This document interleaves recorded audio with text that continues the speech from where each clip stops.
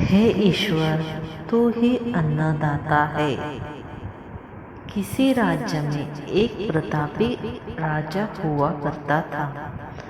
वो राजा रोज सुबह उठकर पूजा पाठ करता और गरीबों को दान देता।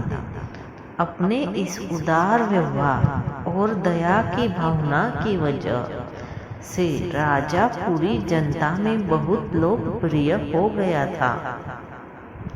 रोज सुबह दरबार खुलते ही राजा के यहाँ गरीब और भिखारियों की लंबी लाइन लग जाती थी। राजा हर इंसान को संतुष्ट करके भेजते थे। किशन और गोपाल नाम के दो गरीब भिखारी रोज राजा के यहाँ दान लेने आते। राजा जब किशन को दान देता तो किशन राजा की बहुत वाहवाही करता और राजा को दुआएं देता। वही जब राजा गोपाल को दान देता तो वह हर बार एक ही बात बोलता, हे ईश्वर, तू बड़ा दयालु है, तूने मुझे इतना सब कुछ दिया। राजा को उसकी बात थोड़ी बुरी लगती। राजा सोचता कि दान मैं देता हूँ और ये गुणगान उस ईश्वर का करता है। एक दिन राजकुमारी का जन्मदिन था। उस दिन राजा ने दिल खोल कर दान दिया। जब किशन और गोपाल का नंबर आया तो राजा ने पहले किशन को दान दिया और किशन राजा के गुणगान करने लगा। लेकिन राजा ने जैसे ही गोपाल को दान दिया, वो हाथ ऊपर उठा के बोला, हे ईश्वर, तू ही अन्नदाता है। आज तूने मुझे इतना दिया, इसके लिए प्रभु तुझे धन्यवाद देता हूँ। राजा को यह सुनकर बहुत बड़ा गुस्सा आया।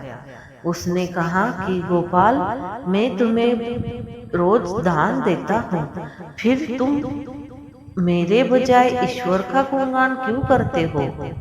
गोपाल बोला, राजन, देने वाला तो ऊपर बैठा है, वही सबका अन्नदाता है, आपका भी और मेरा भी। यह कहकर गोपाल वहां से चला गया। अब राजा ने गोपाल को सबक सिखाने की सोची। अगले दिन जब किशन और गोपाल का नंबर आया तो राजा ने किशन को दान दिया और कहा, किशन, मुझे गोपाल से बात करनी है, इसलिए तुम जाओ और गोपाल को यही छोड़ जाओ। और हाँ, आज तुम अपने पुराने रास्ते से मत जाना। आज तुमको राजमहल के किनारे से जाना है, जहाँ से सिर्फ मैं गुजरता हूँ। किशन खुशी खुशी दान लेकर चला गया। राजमहल के किनारे का रास्ता बड़ा ही शानदार और खुशबू भरा था। संयोग से राजा ने उस रास्ते में एक चांदी के सिक्कों से भरा घड़ा रखवा दिया था।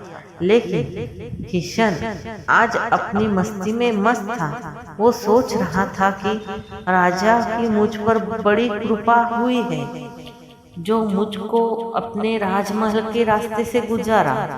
यहाँ से तो मैं अगर आग बंद करके भी चला जाऊं तो मुझे कोई परेशानी नहीं होगी। यही सोचकर किशन आंखें बंद करके रास्ते से गुजर गया। लेकिन उसकी नजर चांदी के सिक्कों से भरे घड़े पर नहीं पड़ी। थोड़ी देर बाद राजा ने गोपाल से कहा कि अब तुम जाओ, क्योंकि किशन अब जा चुका होगा, लेकिन तुमको भी उसी रास्ते से जाना है जिससे किशन गया है। गोपाल धीमे धीमे कदमों से ईश्वर का धन्यवाद करते हुए आगे बढ़ा चला। अभी थोड़ी दूर गया होगा कि नहीं, उसकी नजर चांदी से सिक्कों से भरे एक घड़े पर गई। गोपाल घड़ा पाकर बहुत बड़ा खुश हुआ। उसने कहा, ईश्वर, तेरी मुझ पर बड़ी अनुकंपा है, तूने मुझे इतना धन दिया।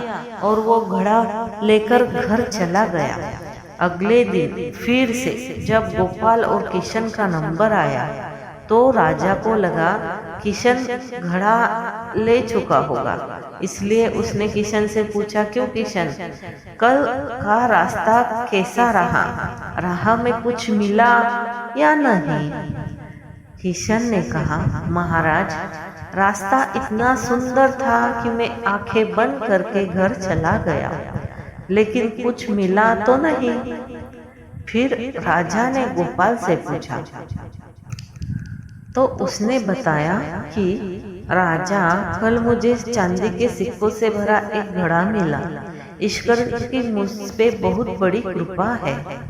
राजा किशन से बड़ा गुस्सा हुआ। उसने कहा कि आज मैं तुझे धन नहीं दूंगा, बल्कि एक तरबूज दूंगा।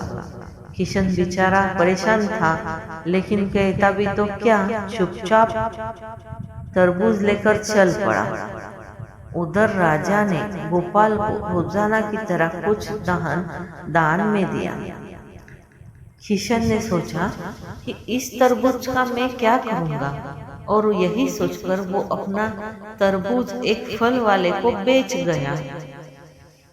अब जब गोपाल रास्ते से गुजरा, उसने सोचा कि घर कुछ खाने को तो नहीं है, क्यों ना बच्चों के लिए एक तरबूज ले लिया जाए। तो गोपाल फल बेचने वाले के पास गया, वही तरबूज खरीद लिया जिसे किशन बेच गया था। अब जैसे ही घर आकर गोपाल ने उस तरबूज को काटा, तो देखा उसके अंदर सोने के सिक्के भरे हुए थे। गोपाल को यह देखकर बड़ा प्रसन्न हुआ और ईश्वर का धन्यवाद देते हुए बोला, हे ईश्वर, आज तूने मेरी गरीबी दूर कर दी। तू बड़ा दयालु है, सबका अन्नदाता है। अगले दिन जब राजा दान दे रहा था, तो उसने देखा कि केवल अकेला किशन ही आया है, गोपाल नहीं आया। उसने किशन से पूछा, तो किशन ने बताया कि कल भगवान की कृपा से गोपाल को एक तरबूज मिला, जिसके अंदर सोने के सिक्के भरे हुए थे। वह गोपाल तो अब संपन्न इंसान हो चुका है। किशन की यह बात सुनकर राजा ने भी अपने हाथ आसमान की ओर उठाए और बोला, हे ईश्वर, वाकई तू अन्नदाता है। मैं तो मात्र एक जरिया हूँ, तू ही सबका पालनहार है। राजा को अब सारी बात समझ आ चुकी थी। दोस्तों, आपको ये कहानी अच्छी लगी हो तो हमारे चैनल को लाइक, शेयर और सब्सक्राइब करें। धन्यवाद। हर हर महादेव। हे ईश्वर, तू ही अन्नदाता है।